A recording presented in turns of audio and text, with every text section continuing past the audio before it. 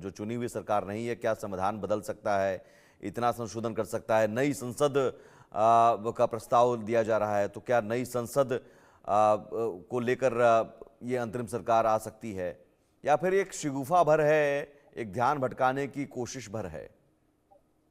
देखिए, अगर हम बात करते हैं संविधान बदलना, संविधान होता क्या है? संविधान होता है किसी भी सोसाइटी का मिरर।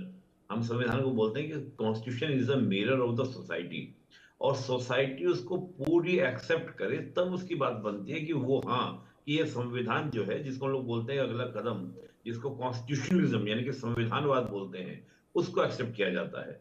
भारत में संविधान बना तो संविधान सभा उसके लिए बनी थी। संविधान सभा बनी थी 1946 के इलेक्शन के बाद बनी थी, यानी कि जनता के समर्थन का कहीं ना कहीं इसमें आधार था। जो मेंबर आए थे, चाहे वो इनडायरेक्टली आए थे, लेकिन वो जनता के चुने हुए प्रतिनिधियों से आए थे। तो उसके बाद फिर चुनाव हुआ, तो चुनाव होने के बाद फिर लगभग काफी ज्यादा लोग कॉन्स्टिट्यूट असेंबली में थे, वो इसको चुनकर आ गए, दोबारा चुनकर आ गए। तो जनता ने संविधान को लेकर किसी तरह का विरोध नहीं किया, इनके डेमोक्रेटिक तरीके से कॉन्स्टिट्यूशन बना था। लेकिन क्या बांग्लादेश का जो भी वर्तमान में चेंजेस करने के लिए चेंजेस नहीं है, ये एक तरह से मानकर चलिए एक नया संविधान बनाने की बात है, एक न्यू कॉन्स्टिट्यूशन बनाने की बात है। तो क्या न्यू कॉन्स्टिट्यूशन एक्सेप्ट किया जाएगा? मुझे तो नहीं लगता है। भाई आप देखिए, हमारे यहाँ भी एक बार इमरजेंसी का दौर आया था, और जिसको हम 42 कॉन्स्टिट्यूशन अमेंडमेंट बोलते हैं, तो वो ये एक इमरजेंसी शिगुफा भर है, ये एक शिगुफा भर है। पर। ठीक है। इस बीच पाकिस्तान, चूंकि पाकिस्तान के साथ बहुत करीबी मोहम्मद यूनुस की नजर आई, तो पाकिस्तान से JF-17 थंडर फाइटर जेट खरीदेगा बांग्लादेश, ये बड़ी खबर है। PAF चीफ से बांग्लादेशी टॉप जनरल की मुलाकात हुई है। पाकिस्तान के दौरे पर बांग्लादेश का जो उच्च स्तरीय डेलीगेशन है वो गया हुआ है, और बांग्लादेश के उच्च स्तरीय डेलीगेशन की मुलाकात हुई है। टॉप जनरल ने पाकिस्तानी वायुसेना प्रमुख से मुलाकात की है। इससे पहले बांग्लादेश की लेफ्टिनेंट जनरल ने जनरल आसिफ मुनीर से मुलाकात की, और अब JF-17 थंडर जो फाइटर प्लेन है वो खरीदेगा। तो पाकिस्तान से जेट फाइटर खरीदेगा बांग्लादेश, ये बड़ी खबर। तो समझिए कि मोहम्मद यूनुस पाकिस्तान को के साथ जो करीबी है, वो करीबी पहले से ही नजर आ रही थी। अब इस करीबी में समझौते भी हो रहे हैं, पाकिस्तान से फाइटर जेट खरीदने की बात हो रही है। एक और बड़ी खबर, मिजोरम पुलिस का उग्रवादियों के खिलाफ अभियान, भारत बांग्लादेश सीमा के पास 5 संदिग्ध गिरफ्तार किए गए हैं। उग्रवादियों के पास 6 AK-47, हजारों गोलियां बरामद की गई हैं, हथियारों और गोला बारूद की बड़ी खेप भी जब्त की गई है। म्यांमार का उग्रवादी गुट चिन नेशनल फ्रंट का नेता गिरफ्तार किया गया है। मिजोरम पुलिस ने म्यांमार के विद्रोही समूह के नेता को पकड़ा है। आरोपियों को भारत बांग्लादेश सीमा के पास से गिरफ्तार किया गया है। भारत बांग्लादेश सीमा पर गतिविधियां भी लगातार तेज हाल के दिनों में थी, और इन सब के बीच BSF सतर्क है, BSF लगातार अलर्ट है। फेंसिंग की भी बात हो रही थी, फेंसिंग को लेकर भी अलर्ट, आपत्ति जताई गई। अब मुझे लगता है निपुण आलम साहब, यहाँ पर बांग्लादेश की जो यूनुस सरकार है, जो कुछ भी पुरानी डील हुई थी वही अब शायद ये फाइटर जेट खरीदने की बात हो रही है। तो ये मोहम्मद यूनुस की तरफ से, या फिर हम ये माने कि अब तक जो भी हुआ पाकिस्तान और बांग्लादेश की जमायती जो कट्टरपंथी है उनके बीच के गठजोड़ की वजह से हुआ, जो कि अब आखिरी वक्त में है?